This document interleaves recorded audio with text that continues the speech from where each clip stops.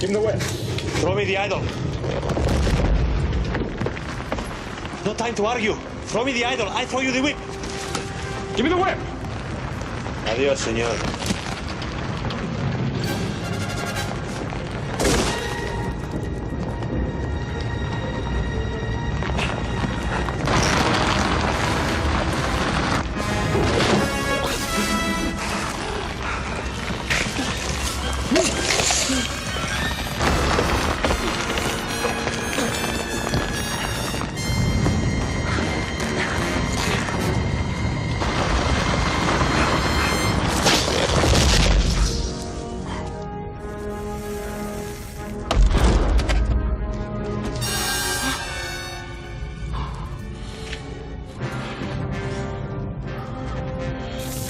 Adiós, Supiro.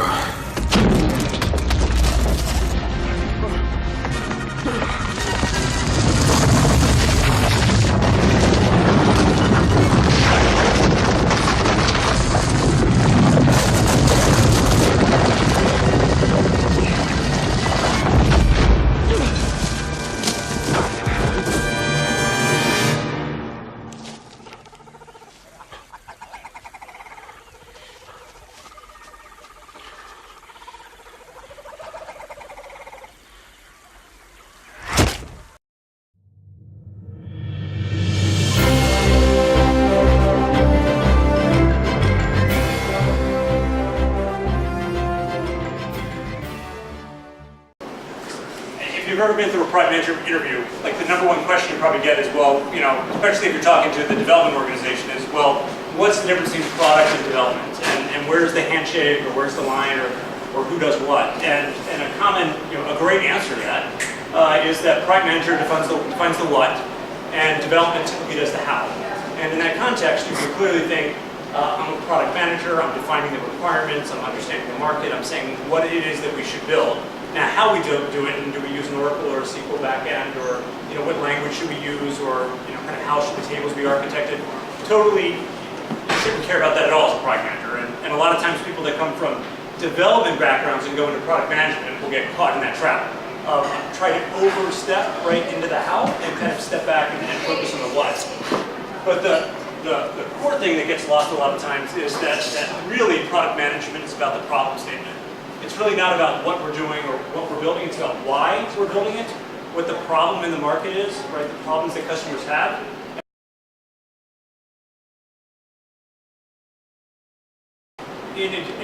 When you look at the underlying transformations that are happening out there, the move to Agile is one.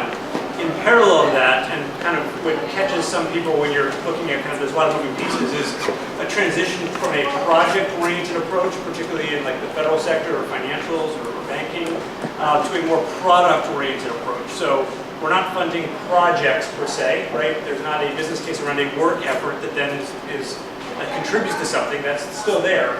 But this product-oriented, we have this thing that we're working on that we're enhancing value that's in the market that somebody owns. We have to stay very cognizant of the value that's being delivered to the market and what that product is and why we're in this business in the first place.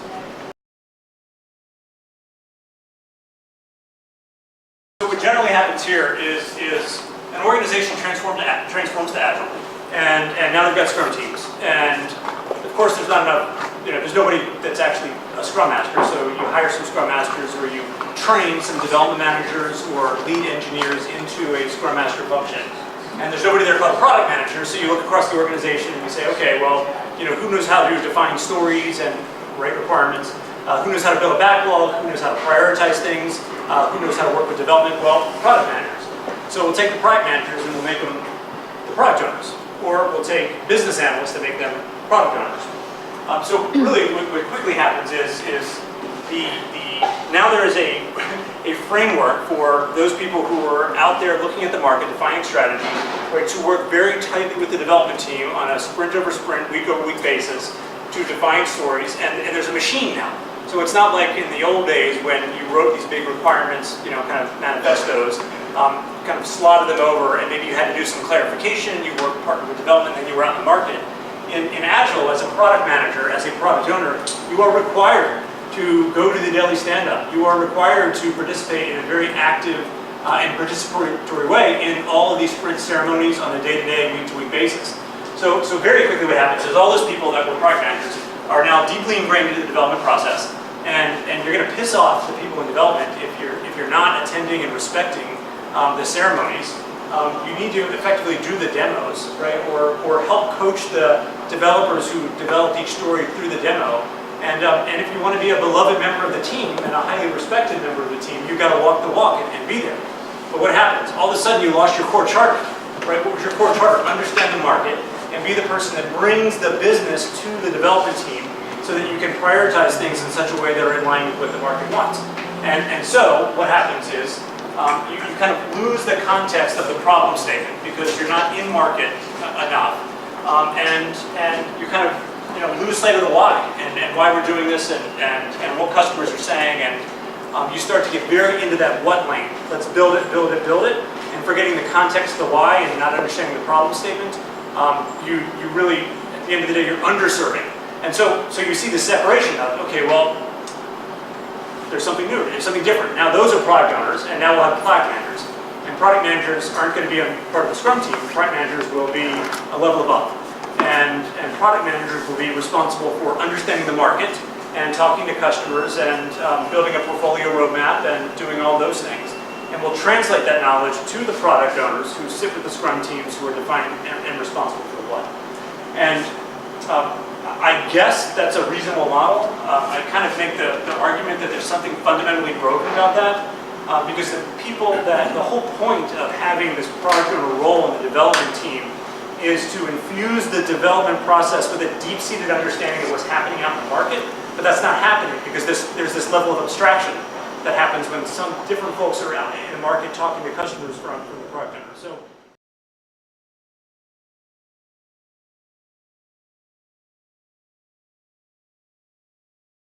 I think anybody in the organization who is strategic enough to raise their hand and say, why are we building this? And it is incumbent upon them to figure out a way to talk to the customer, right? Whether you're a developer, a Scrum Master, a product owner, etc.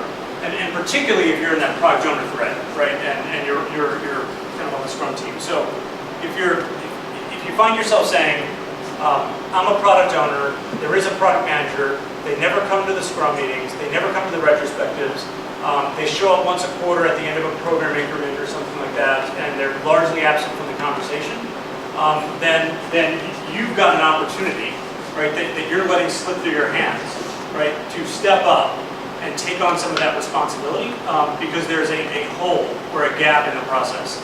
And when you think about the topic of today and kind of this lost art or holy grail, I think the conversation about it being a lost art is product management is no longer participating in the week-to-week or month-to-month conversation because they're off talking to customers and off in the market, and their input is not being reflected in the development process, whether it's at the sprint or the program or whatever level.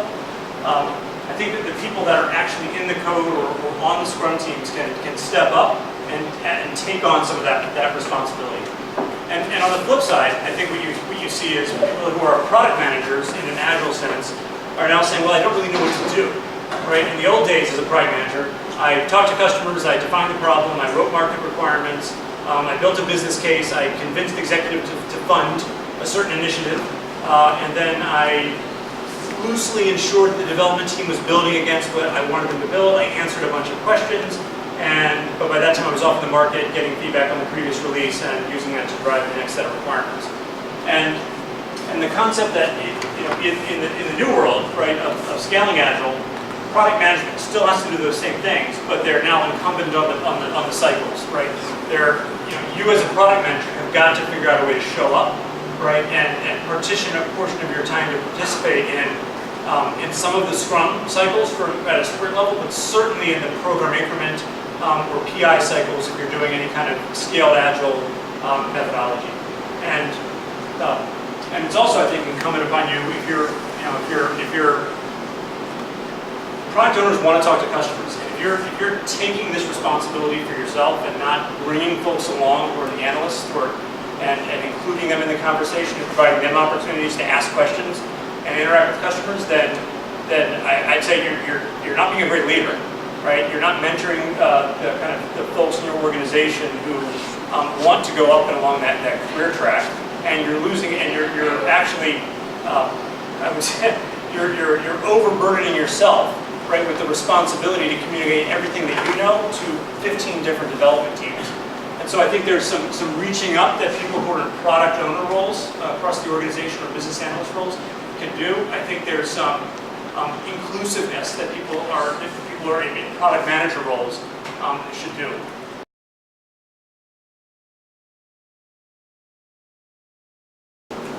I think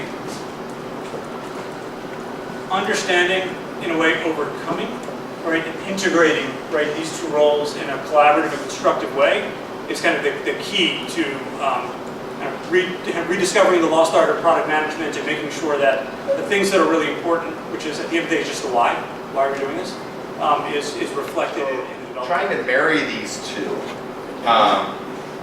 or at least give equal respect to both the delivery model and the customer engagement model, and figuring out who's doing what, and then making sure there's roles or people, there's roles particularly, and there's people championing those roles, whether one or multiple, to make sure we're driving towards the right product delivery.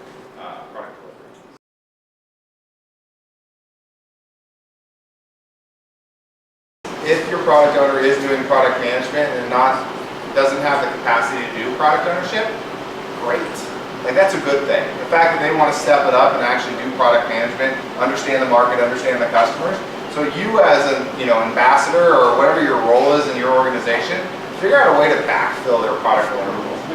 Like, try to figure out how to empower them to do the more strategic work if no one else is doing it. Of course, with that caveat. And then, try to figure out, we say the same thing about, if there's a Scrum Master, maybe that person wants to elevate to a product owner, and the developer rolls into the Scrum Master role, so to speak, developing and Scrum Mastering, or it's a shared responsibility. That's the progression we're really trying to drive to. Blurring the lines, supporting people in doing more, or doing more strategic work. Yes, we still need people delivering, but like cross-functionally delivering versus, hey, I'm a tester, I'm a developer, I'm a this. Like, okay, let's get over that. Product owner doing product management, not available to do product ownership. Okay, let's get over that. Let's backfill their position, their role. When I say backfill, meaning maybe it's a third of this person, a third of this person.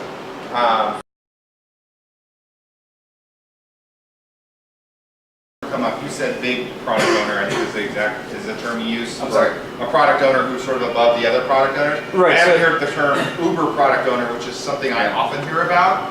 And really, the interesting part about an Uber product owner is the fact that a lot of times they're just the supervisor of product owners. They're never the product. I would say never. Never is a strong word.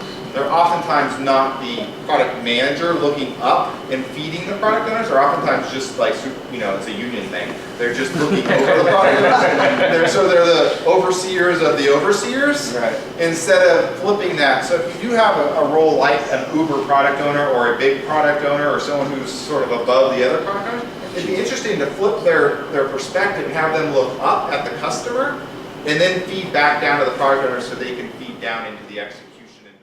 After you, Junior. Yes, sir.